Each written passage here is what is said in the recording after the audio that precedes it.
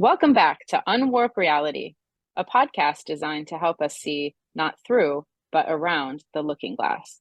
Our aim is to help unpack the manipulation and bias prevalent in mainstream media reporting. If you're curious for more background, please listen to episode 1, where we discuss in more detail the motivation and goals for the project.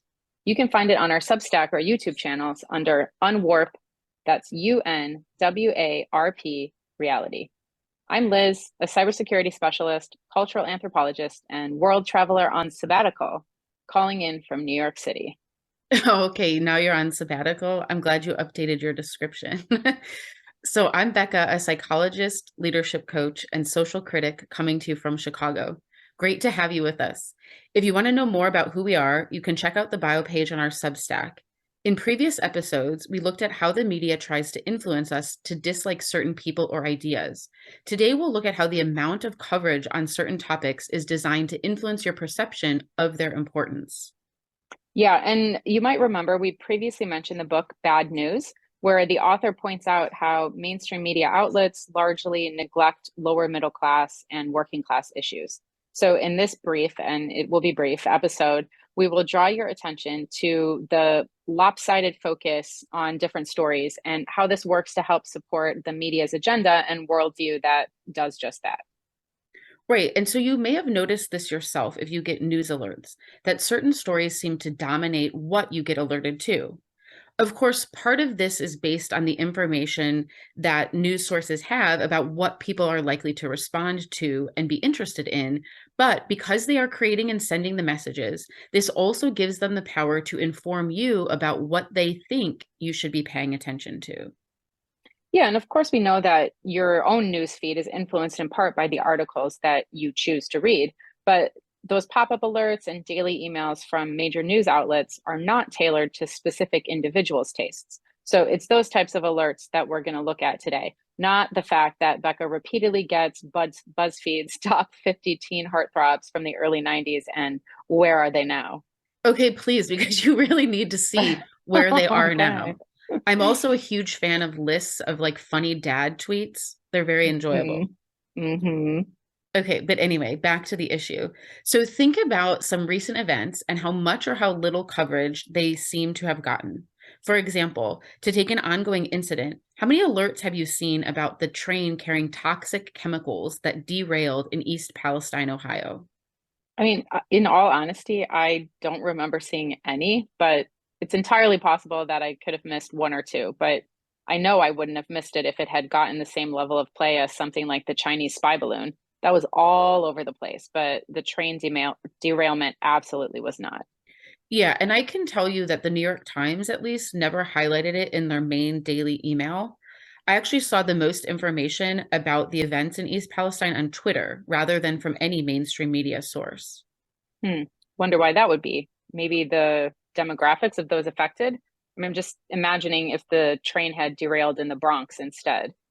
Oh, yeah, that would have been big, big news. So, just to clarify, we, Liz and Bekah, are not claiming that we, Liz and Bekah, monitor every single source of news. Of course, there are things that we might have missed. And we don't know for sure what would have happened if the train had derailed in another situation. However, the fact that it doesn't fit with the preferred narrative of news is likely a factor. Yeah, and another episode that definitely had a skewed amount of coverage was when the classified documents were discovered at current or former presidents' homes. So I remember when classified documents were found at Mar-a-Lago, you could barely go for a few hours without a new story coming out discussing the ramifications of Trump's action, the illegality of removing classified documents from secure facilities, and whether or not Trump would end up in prison. I mean, you could almost hear the collective sigh of finally in that coverage. 100%. And you really could not have missed it. The coverage was endless. The alerts were endless. And in fact, Vox even published one of their explainers, this large piece going over all of the details about Donald Trump's crimes associated with the materials.